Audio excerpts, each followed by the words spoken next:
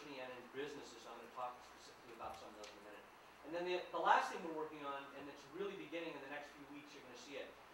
We're working to wake up consumers to reframing their understanding that the community's health is based on the food system and agriculture. So that's a big piece that's going on right now.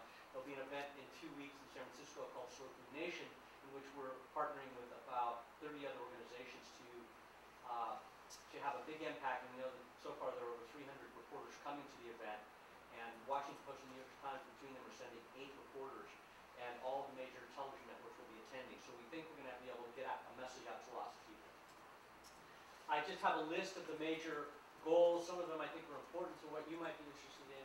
This idea of value chains, and I'll get into more detail. By 2012, we want to have 10 of those value chains in the state of California up, demonstrating how producers can work collaboratively with other people in that chain, all the way to the retailer, in a way that adds value and puts the consumer closer to agriculture.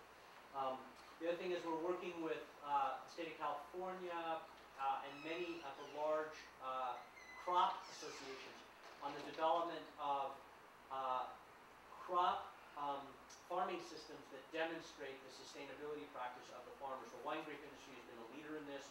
People in this county have been innovators and leaders of that, Paul Dolan particularly, but there are others who have helped kind of demonstrate, set the bar for what the rest of agriculture can do through their sustainable grape growing program. It's a fabulous program, and there are now several other crops interested in. By 2012, we want to have 8 of those crops demonstrating that.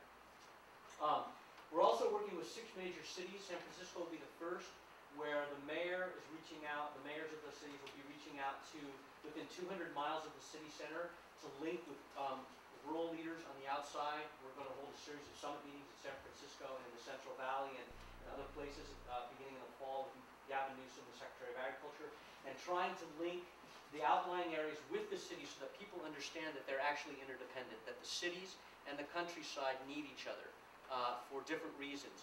So these meetings are beginning in the fall. Mendocino County is within that 200-mile sphere of influence for San Francisco and certainly the Bay Area, which is a huge market. So you will be hearing about that. 15 counties. We have a program that exists now where we have 6 counties in the state which have formed what we call food system alliances or agriculture, ag futures alliances, where stakeholder groups from the communities come together to work to ensure the maintenance and enhancement of agriculture in those communities in perpetuity. Ventura is the first, been incredibly successful. They've raised nearly $1 million of investment for farm worker issues, farm worker housing, for added value to farm crops, to improving the zoning regulations to make it more conducive for farms to continue. A lot of incredible work's been happening down there. It's also happening in Yolo, San Benito, San Mateo, Santa Barbara counties, and we're about to start in Fresno, and we've had Mendocino County on our list as one of the counties where we can make these investments in the future. Also, we're working, as I mentioned, with capital. We've actually got 2 groups that are pooling capital right now with the hope of injecting $10 million to demonstrate in California in the next 5 years what patient capital could do to help entrepreneurs kick off new businesses that fit in with this emerging system, which I'm going to talk about when I get into trends or opportunities.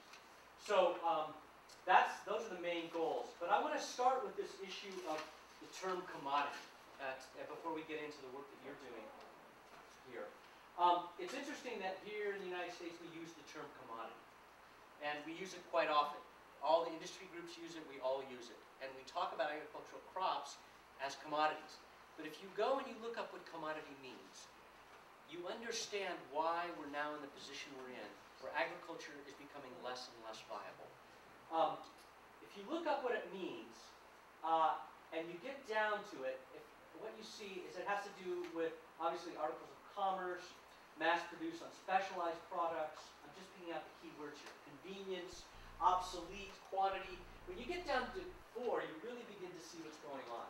Goods or service whose wide availability typically leads to smaller profit margins and diminishes the importance of factors other than price. So commodities come down to price. And they are subject to ready exchange or exploitation within a market. And and that's what's happened to American agriculture. As the developing world becomes more developed and more competitive because labor, water, land, all the inputs are cheaper, we become less and less able to compete. This is the underlying problem facing agriculture. Now, there are some mitigating factors, which I'll get into in a second, that may be advantageous to the United States and to California as we move forward. But the problem that we're facing is that commodity agriculture is not really a viable alternative for where we are in most of the agricultural places that have been producing crops in the past. We're going to have to make a significant change away from this concept of commodities to value-added products. So what are the current conditions?